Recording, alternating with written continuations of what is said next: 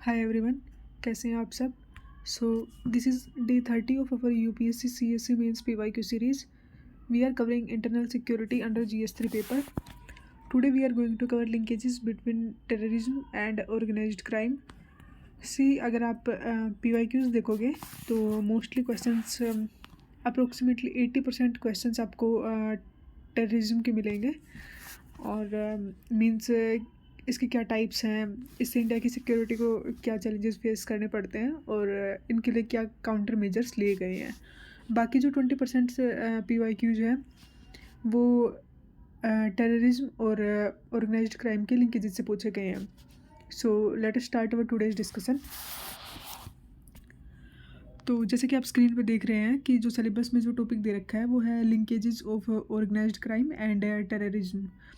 अब इनसे related 7 questions पूछे गए हैं अभी तक, जो कि सिर्फ टेररिज्म से रिलेटेड है. इनमें कुछ सब थीम्स आपको लिंकेजेस के भी मिल जाएंगे, बट मेजर पोर्शन यहाँ पे टेररिज्म से रिलेटेड है. अब हम इन क्वेश्चंस को डिस्कस करने के बजाय मैंने इनके थीम्स बना दिए हैं जो कि यहाँ पे पूछे गए थे. कि तो इन्होंने जो पूछा है PYQs में वो पूछा है कि कैसे टेररिज्म इन मैनिफेस्ट करता है इंडिया में, एलेबरेट करना है कंटेम्प्रेरी एग्जांपल्स के साथ. तो हम क्वेश्चन जो भी है उसको हम साथ साथ डिस्कस करते जाते हैं कि कैसे टेररिज्म मैनिफेस्ट करता है इंडिया में. तो मैनिफेस्ट का मतलब है कि कैसे टेररिज्म अपीयर होता है, कि मतलब इसके क्या क्या टाइप्स हैं. तो सबसे पहला है कि रिलीजियस टेररिज्म. रिलीजियस टेररिज्म है कि जो क्रॉस बॉर्डर अटैक्स होते हैं इंडिया में, जम्मू कश्मीर के अंदर यूजिंग स्मॉल आर्म्स ग्रेनेड, जो कि अभी पहलगाम में हुआ है. वहाँ पे एक गनमैन ने ओपन कर दी थी फायर ऑन टूरिस्ट. तो ये एक टाइप का रिलीजियस टेररिज्म है. सेकंड है आइडियोलॉजी ओरिएंटेड, जैसे कि लेफ्ट विंग एक्सट्रीमिज्म जो है इसका एक एग्जांपल है. तो ये लोग क्या करते हैं कि जो IED होते हैं, इम्प्रोवाइज्ड एक्सप्लोसिव डिवाइसेस, वो फॉरेस्टेड कर देते हैं, फॉरेस्टेड इंटरस्टेट बेल्ट में एम्बुस कर देते हैं उसको. मींस IED जो है उनका यूज़ करते हैं ताकि जो रोड्स और टेलीकॉम सेक्टर है उसको ये लोग डिसरप्ट कर सकें. तो ये मोस्टली जो हमारा नॉर्थ ईस्ट वाला जो रीजन है वहाँ पे होता है. थर्ड है नार्को टेररिज्म. तो इसमें ड्रग और जो टेरर है उसका नेक्सस मिलता है, जो कि फंड करता है मॉड्यूल को विद हीरोइन. जैसे कि जो हमारा पंजाब और पंजाब वाला रीजन है वहाँ पे क्या हुआ था कि जो ड्रोन एडेड पाक हीरोइन है वो मिली थी. नेक्स्ट है पॉलिटिकल टेररिज्म. पॉलिटिकल टेररिज्म में टारगेट किया जाता है कि अटैक्स टारगेट किए जाते हैं जो लोकल रिप्रेजेंटेटिव्स होते हैं, ताकि वो लोग जो वहाँ की गवर्नेंस है उसमें पार्टिसिपेट ना करें.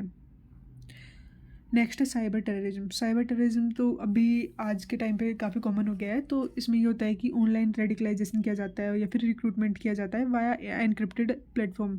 जैसे दिल्ली के अंदर जो 2 हॉस्पिटल्स का सर्वर था वो उसको हैक करके और उनका डेटा जो है वो हैक कर लिया गया था. तो यहाँ पे हमने देखा कि कैसे टेररिज्म मैनिफेस्ट करता है इंडिया में. अब हम दूसरे क्वेश्चन पे आते हैं कि टेररिज्म की क्या कॉम्प्लेक्सिटी है, क्या इसकी इंटेंसिटी है, क्या इसके कोजेज हैं, लिंकेजेज हैं और क्या इसका नेक्सस है. तो सबसे पहले हम इसकी कॉम्प्लेक्सिटी देखते हैं कि ये इतना कॉम्प्लेक्स क्यों है टेररिज्म. क्योंकि सबसे पहले तो ये कि इसकी मल्टी डायमेंशनल नेचर है, जो कि हम ऊपर देख चुके हैं कि ये रिलीजियस भी है, आइडियोलॉजी ओरिएंटेड भी है, सॉरी नार्को टेररिज्म भी है, और पॉलिटिकल टेररिज्म है और साइबर टेररिज्म है. तो मल्टी डायमेंशनल नेचर है जिसमें ये सभी आ रहे हैं, तो डिफ़िकल्ट हो जाता है इसको डिफ़ाइन करना और काउंटर करना. सेकेंड है कि आप एडवांस्ड टेक्नोलॉजी का यूज़ करते हो, जैसे कि एनक्रिप्टेड कम्युनिकेशंस, ड्रोन और क्रिप्टो करेंसी. तो इससे एनोनिमिटी बनी रहती है और एक तरीके से फेसलेस है. आप एडवांस टेक्नोलॉजी में आपको एक्चुअली में पता नहीं होता है कि जो टेरर है वो किसने किया और कहाँ से हुआ है. थर्ड है इंटरनेशनल टेरर नेटवर्क जो है वो कोलैबोरेट कर लेते हैं लोकल ग्रुप के साथ, जैसे कि हाइब्रिड थ्रेट वाली सिचुएशन बन जाती है. तो ये कुछ कॉम्प्लेक्सिटीज़ थी टेररिज्म की. अब इसकी इंटेंसिटी के बारे में बात करता है कि कितना इंटेंस है टेररिज्म. तो सबसे पहले तो हाई इम्पैक्ट अटैक्स होते हैं जो कि सिक्योरिटी फोर्सेज और सिविलियंस को टारगेट करते हैं, जैसे कि पुलवामा में 2019 में हुआ था. सेकेंड है expanding geographies from Jammu and Kashmir to urban India and cyber space. जो स्प्रेड है वो वाइड है और अनप्रिडिक्टेबल है. मीन्स चूँकि अभी साइबर अटैक भी होने लग गए हैं और साइबर अटैक में ऐसा है कि पहले बॉर्डर के थ्रू अटैक्स होते थे, तो वहाँ पे आपको पता होता था कि जो अटैक हुआ है वो किसने करवाया है। लेकिन अभी चूँकि साइबर अटैक होने लग गए हैं, तो ये जम्मू कश्मीर से लेके मतलब हमारे कन्याकुमारी तक मतलब ग्लोबली किसी भी पार्ट में हो सकते हैं। और जैसे कि हम पहले बात कर चुके हैं कि एनोनिमिटी रहती है कि आपको एक्चुअल में पता नहीं चलता है कि ये अटैक किसने करवाया है।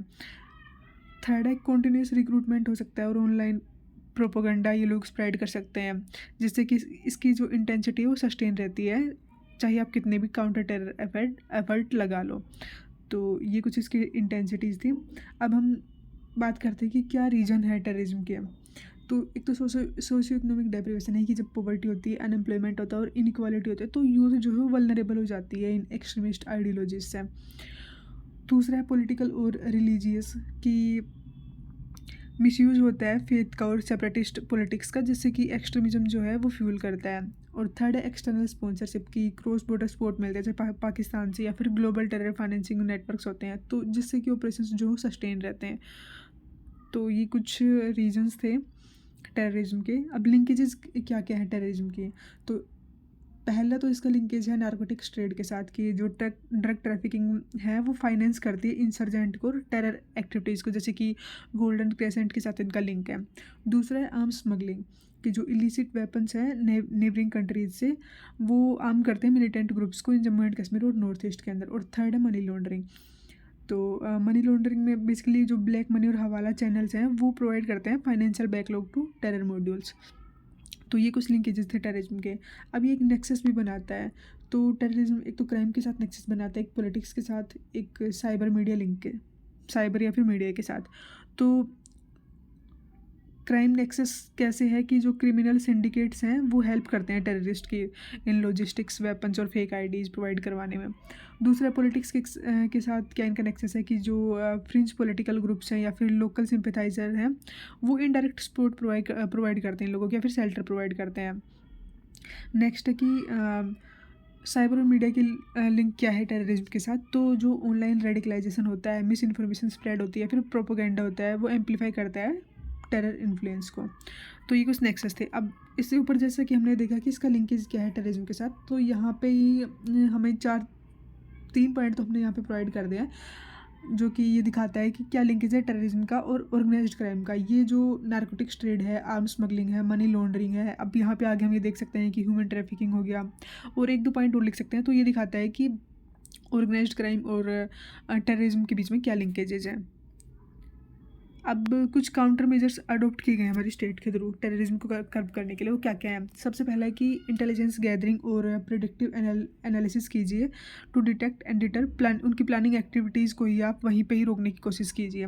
इसके लिए इंडिया के पास है नेशनल टेक्निकल रिसर्च ऑर्गेनाइजेशन, और अभी रिसेंटली जून 2025 में इंडिया और सिप्रस ने एक इंफॉर्मेशन एक्सचेंज मैकेनिज्म कंडक्ट किया था, जो कि स्पेसिफिकली टारगेट कर रहा था एट कॉम्बेटिंग टेररिज्म। दूसरा है कि प्रोएक्टिव इंटरसेप्ट कीजिए डिजिटल कम्युनिकेशंस का, जो कि यूज़ किए जाते हैं स्किल और टैक्टिक्स डिसेमिनेशन के लिए। इसके अंदर क्या है, इंडिया का है नेशनल काउंटर टेररिज्म सेंटर्स, और अभी रिसेंटली जो इंडिया के नेशनल सिक्योरिटी गार्ड है एनएसजी, उसने MOU साइन किया है स्टेट और जो हमारी यूटीज़ की पुलिस फोर्सेज हैं to establish India first ever national counter terror standard operating procedure. Means उनकी जो भी स्किल्स और टैक्टिक्स हैं उनको डिसेमिनेट होने से रोकना है हम लोगों को। थर्ड है कि आप स्ट्रेटेजिक कैंपेन्स का यूज़ कीजिए to counter violent extremist messaging, जिसके लिए इंडिया के पास है terrorism related information sharing and analytic centre, जिसका नाम है ट्राइसैक। फिर आप कोलैबोरेट कीजिए सिविल सोसाइटीज़ के साथ, ताकि आप आइडेंटिफाई कर सको और डिसरप्ट कर सको जो उनके ऑनलाइन रिक्रूटमेंट नेटवर्क्स हैं, जिसके लिए इंडिया के पास है नेशन वाइड। अभी रिसेंटली ऑपरेशन सिंदूर के टाइम पे इंडिया ने nation wide civil defence drill की थी, जिसका नाम ऑपरेशन अभ्यास था। हमारे पास NIA नेशनल इन्वेस्टिगेशन एजेंसी और एंटी टेररिज्म स्क्वाड है। और लास्ट है कि आप नेशनल स्ट्रेटजीज बनाइए, ताकि आप जो भी हमारा क्रिटिकल इन्फॉर्मेशन इंफ्रास्ट्रक्चर है उसको आप अटैक से बचा सको, जैसे कि अपने जो एक्ट्स वगैरह हैं उनमें आप रेगुलरली अमेंडमेंट करते रहिए। तो ये कुछ मेजर्स थे जो कि हमारी गवर्नमेंट ने लिए हैं टू कर्व टेररिज्म।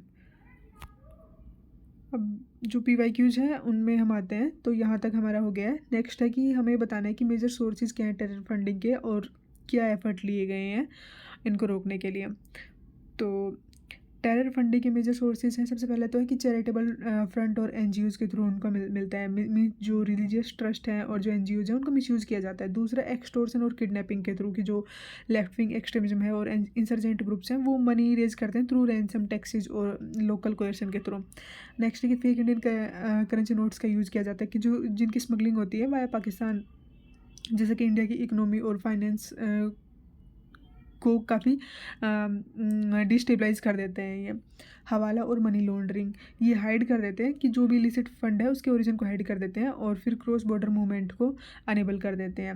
नेक्स्ट है drug trafficking, specially in the golden crescent और गोल्डन ट्रायंगल वाले रीजन में। और लास्ट है cyber and crypto currency transfer, वो फाइनेंस करते हैं ग्लोबल जिहादिस्ट नेटवर्क को। और चूँकि हमें इनका एग्जैक्ट लोकेशन का पता नहीं होता तो फिर इनको आइडेंटिफाई करना बहुत ही मुश्किल रहता है। अब कैसे रोक सकते हो आप, क्या मेजर्स ले सकते हो आप टेरर फंडिंग को रोकने के लिए? तो सबसे पहले कॉम्प्रिहेंसिव मॉनिटरिंग फ्रेमवर्क होना चाहिए, जिसके अंदर कोऑपरेशन, कोऑर्डिनेशन और कोलैबोरेशन होना चाहिए हमारी सभी जो भी एजेंसीज हैं उनके बीच में। जैसे कि इंडिया ने एस्टेब्लिश किया है financial intelligence unit for financial tracking. दूसरा, आप स्ट्रेंथन कीजिए और हार्मोनाइज कीजिए लीगल स्ट्रक्चर को, जैसे कि हमारा जो पीएमएलए और यूएपीए एक्ट आप उनको इम्प्लीमेंट कीजिए।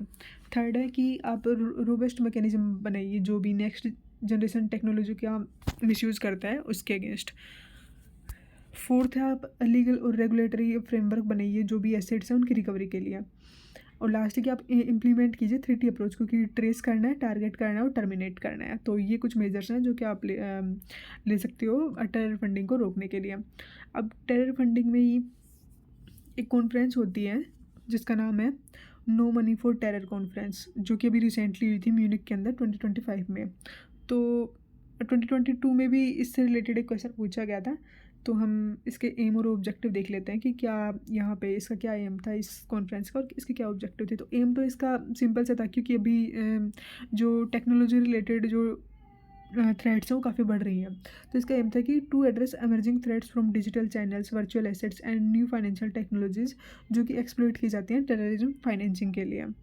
ऑब्जेक्टिव था कि जो ग्लोबल एंटी मनी लॉन्ड्रिंग और काउंटर फाइनेंसिंग टेररिज्म उसको इम्प्लीमेंट कीजिए, जो कि सेट कर रखे हैं। मींस ये जो दोनों स्टैंडर्ड हैं ये हैं हमारी FATF के और United nation counter terrorism committee के।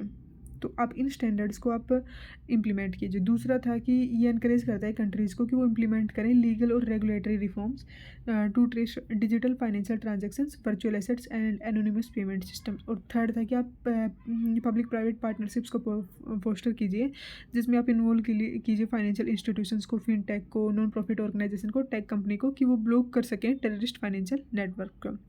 तो ये कुछ ऑब्जेक्टिव्स थे इसके। अब ये क्वेश्चन पूछा गया था winning of heart and mind programme, जो कि जम्मू कश्मीर में चलाया जाता है after the removal of article 370, ताकि मतलब हम जम्मू कश्मीर को जम्मू कश्मीर की जो पॉपुलेशन है उसको हम बाकी इंडिया की जो पॉपुलेशन है उसके साथ नॉर्मलेसी मिला सकें। तो इसके कुछ ऑब्जेक्टिव्स थे इस प्रोग्राम के। तो सबसे पहले था तो ये था कि जो सिविलियंस और सिक्योरिटी फोर्सेज हैं आप उनके बीच में ट्रस्ट बिल्ड करना है। दूसरा है कि जो वहाँ की जो यूथ एलियनेट करना चाहती है आप उसको एलियनेशन को आपको कम करना है। कैसे? कि आप वहाँ पे डेवलपमेंटल अपॉर्चुनिटीज़ प्रोवाइड कीजिए। नेक्स्ट है कि जो एक्सट्रीमिस्ट प्रोपेगेंडा है उसको काउंटर करना है। कैसे कर सकते हैं आप? कि जो गवर्नमेंट और सिक्योरिटी फोर्सेज हैं आप उनको प्रोजेक्ट कीजिए। नेक्स्ट है कि सोशियो इकोनॉमिक इंटीग्रेशन कीजिए जम्मू कश्मीर का हम नेशनल मेन स्ट्रीम में, ताकि उन लोगों को ऐसा फील ना हो कि वो लोग बाकी कंट्री से अलग हैं। और लास्ट है कि आप रिस्टोर कीजिए नॉर्मलेसी और peace by addressing local grievances. तो ये कुछ वेज हैं जिसके, या फिर ये कुछ ऑब्जेक्टिव्स हैं हमारे winning of heart and mind programme के। अब इसके अंडर इन ऑब्जेक्टिव्स को कंप्लीट करने के लिए कुछ मेजर्स लिए गए हमारे गवर्नमेंट के थ्रू। क्या मेजर्स हैं? तो सबसे पहला है कि हमारी गवर्नमेंट ने ऑपरेशन सद्भावना चलाया था, जो जिसका मेन फोकस था एजुकेशन, हेल्थ और यूथ इंगेजमेंट वाले जो प्रोजेक्ट्स हैं उन पे। दूसरा है कि रिक्रूटमेंट और स्किल डेवलपमेंट करना था, जैसे कुछ स्कीम्स है जैसे कि उड़ान हो गया, हिमायत। तो ये स्कीम्स प्रोवाइड करती हैं जॉब और ट्रेनिंग कश्मीरी यूथ को। नेक्स्ट है कि आप कम्युनिटी आउटरीच कीजिए, मीन्स सिविल और मिलिट्री का इंटरेक्शन करवाइए, स्पोर्ट्स टूर्नामेंट करवाइए, वहाँ पे कल्चरल प्रोग्राम्स करवाइए, ताकि गुडविल और कोऑपरेशन जो है वो फोस्टर हो सके। नेक्स्ट आप इंफ्रास्ट्रक्चर और कनेक्टिविटी को बढ़ाइए under the border area development programme and border infrastructure management programme के अंडर आप रोड, स्कूल्स, हेल्थ सेंटर्स को डेवलप कीजिए। और लास्ट है कि डी रेडिकलाइजेशन करिए और काउंसलिंग करिए कि साइकोलॉजिकल सपोर्ट प्रोवाइड कीजिए वहाँ की जो पॉपुलेशन है उसको, जो सरेंडर्ड मिलिटेंट है उनको रिहेबिलिटेट कीजिए और काउंटर रेडिकलाइजेशन प्रोग्राम्स चलाइए। तो ये कुछ मेजर्स ले सकते हैं हमारे गवर्नमेंट उन ऑब्जेक्टिव्स को फुलफिल करने के लिए। लास्ट क्वेश्चन जो है हमारा वो नार्को टेररिज्म पे है कि कैसे नार्को टेररिज्म एमर्ज होता है जो सीरियस थ्रेट और इसके लिए क्या मेजर्स लिए जा सकते हैं। तो सबसे पहले तो ये है कि ये कैसे एमर्ज होता है। तो क्रॉस बॉर्डर जो ड्रग स्मगलिंग होती है पाकिस्तान और अफगानिस्तान से, तो फंड करती है टेरर आउटफिट्स जैसे कि लश्कर ए तैयबा हो गया या फिर हिजबुल मुजाहिदीन हो गया। दूसरा है टेरर फंडिंग, जो कि हम ऊपर ही देख चुके हैं कि ड्रग प्रोसीड्स जो है वो चैनल किए जाते हैं हवाला नेटवर्क्स के थ्रू, जिससे कि आपके जो एक्सट्रीमिस्ट और सेपरेटिस्ट मूवमेंट है उनको फाइनेंसिंग मिलती है। नेक्स्ट है कि ये लोग इन्वॉल्व कर लेते हैं ऑर्गेनाइज्ड क्राइम में, जैसे कि जो ड्रग कार्टेल है वो कोलैबोरेट करते हैं इंसर्जेंट और टेरर ग्रुप्स के साथ और एक क्राइम टेरर नेक्सस बना लेते हैं। फोर्थ पॉइंट है कि सोशल डिस्टेबलाइजिंग कर देते हैं कि जो पंजाब है जो कि पाकिस्तान के टच में है और उधर नॉर्थ ईस्ट जो कि म्यांमार के टच में है, तो वहाँ की जो यूथ है वो ड्रग एडिक्टेड होने लग गई है, तो जिससे कि हमारे जो सोशल फैब्रिक है वो वीक होने लग गया है। और लास्ट है कि ये लोग नए नए रूट्स का यूज़ करते हैं जैसे कि अरेबियन सी, अंडमान सी, नॉर्थ ईस्ट कॉरिडोर्स, जिससे कि जो इनका डिटेक्शन है वो डिफ़िकल्ट हो जाता है। तो ये कुछ रीज़न है जिनकी वजह से नार्को टेररिज्म एक सीरियस थ्रेट बन गया है। अब क्या मेजर्स ले सकते हैं हमारी गवर्नमेंट। तो सबसे पहले है कि टेक्नोलॉजी ड्रिवन बॉर्डर कंट्रोल कीजिए कि ड्रोन्स का यूज़ कीजिए लेजर फेंसिस का, स्मार्ट सेंसर्स का along the Punjab and Jammu and Kashmir border. दूसरा है कि आप इंटीग्रेटेड एनफोर्समेंट कीजिए कि हमारी जो भी एजेंसीज हैं जैसे कि NIA, NCB, BSF, coast guard और स्टेट पुलिस, तो उनके बीच में कोऑर्डिनेशन होना चाहिए ताकि एक यूनिफाइड इंटेलिजेंस ग्रिड बन सके। कुछ लीगल फ्रेमवर्क के थ्रू किया जा सकता है, जैसे कि जो हमारे एक्ट हैं, PMLA एक्ट हो गया, NDPS एक्ट हो गया, FCRA, इनमें आप अमेंडमेंट कीजिए और टेरर फंडिंग को आप इसमें ऐड कीजिए। नेक्स्ट कुछ इंटरनेशनल कोऑपरेशन हो सकता है कि इंफॉर्मेशन शेयरिंग कीजिए जो इंटरपोल हो गया या फिर UN office of drugs and crime, इनके साथ। और लास्ट है कि आप अवेयरनेस और रिहेबिलिटेशन कीजिए कि community driven de addiction programmes चलाइए, यूथ इंगेजमेंट कीजिए और स्कूल लेवल अवेयरनेस कैंपेन्स चलाइए। तो ये कुछ मेजर्स हैं जो कि हम ले सकते हैं नार्को टेररिज्म को काउंटर करने के लिए। हमारा आज का डिस्कशन यहीं पे एंड होता है। हमने ये टेररिज्म से रिलेटेड जितने भी क्वेश्चंस थे वो हमने डिस्कस कर लिए हैं। अगर आप लोगों को कोई भी इनपुट देना है तो आप कमेंट बॉक्स में दे सकते हो, हम उसको नेक्स्ट वीडियो में डिस्कस कर लेंगे। Thank you so much.